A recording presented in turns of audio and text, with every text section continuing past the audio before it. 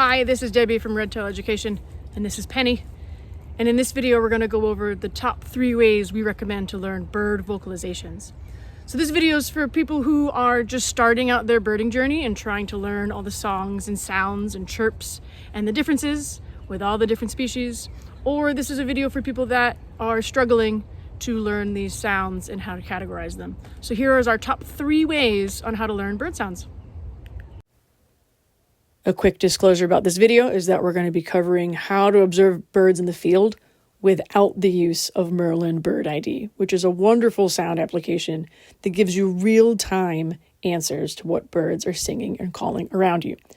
The idea is that you'll get so good at your own observations and your own bird skills in the field that you only need Merlin to help validate your answers or validate your observations. Starting with the third best way in how to learn bird sounds is that when you hear something that you don't know what it is or you find super curious, is then get your binoculars and get out in the field and get your eyes on it. This is pretty old school. It takes a little bit of time, but the benefit is that you'll sit in this moment of listening to the bird over and over and over again in this deeply curious state. And once you get on it and once you get your eyes on it, you can figure out who it is and you've won that bird and it means more to you. So get on it. While way number 3 is a bit more spontaneous, number 2 to learn bird sounds is calling having a sit spot. Now, a sit spot is a place that you go regularly to sit in nature in stillness and just working on your observations and being out in nature. And when you sit still, after time, everything kind of comes back to life. So you get this beautiful window of observation that you're kind of immersed in.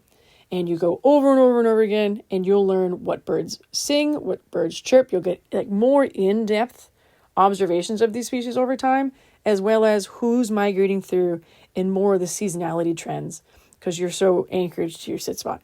To learn more about sit spot, check our description below. And way number 1 to learn your bird sounds is to do sound mapping. Now, sound mapping is kind of like a sit spot where you sit out immersed in nature for a period of time. But you can go by yourself, you can go with friends, and then you can compare your notes about what you heard, where you heard it, and what kind of species we're talking about. So the rest of this video, we're going to be discussing or showing you how to do sound mapping on your own. So sound mapping actually begins on your way to your sit spot or your anchor point. And here's an American robin singing, and you're going to listen for these birds and see where you're going to flush before you sit down. And so period 1 is just moving to your spot, getting settled, and then having nature kind of settle around you after. So period 1, you have American robin singing. And here I've used an alpha code. So I'm going to show you how you can learn your alpha codes really quick. Alpha codes are quick ways that you can write the species without writing the entire species. So for American robin, it's the first 2 letters of American and the first 2 letters of robin. And you've got AMRO, and each species has their own 4-letter code. Now it's period 2 and we're sitting. The same American robin is singing in period 2, so we've underlined it. And now we have 2 new species. Calling, there's an American crow, calling.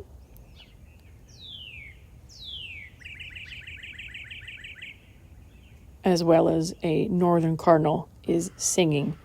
So if they're singing, they get a music note. If they're calling, they get those little lines indicating that they're just calling. Now we're in period 3. The same American robin is still singing a song, so it gets underlined.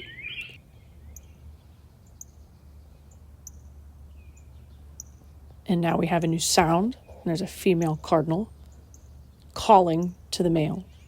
So we can add in red in period 3, the female cardinal calling. Now we're in period 4, which is green. American robin still going to town, underline it in green.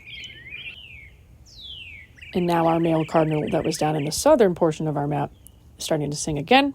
So as long as you're confident it's the same one, go ahead and underline it.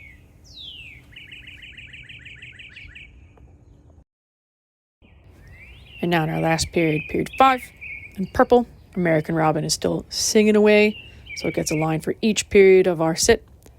And a little bird language observation is a slight alarm called pillow of silence. where everything goes really quiet because there might be a predator around. So that is a very quick example of sound mapping and how it could work. And here's what it could look like with many people sitting in the woods, making the same observations and coming together and creating this beautiful map of all the different species they saw, talking about the sounds, their observations, and everything that they're curious about together. Some quick tips is to time it. Make sure you time your periods and how much you'd like to. Could be 2 minutes, could be 15 minutes a period, however much you want, and take your notes. And then after, you could build this beautiful map. Thanks for watching. I hope this video helps you with your bird sound ID. Check the description below for your own map and subscribe to learn more about birds.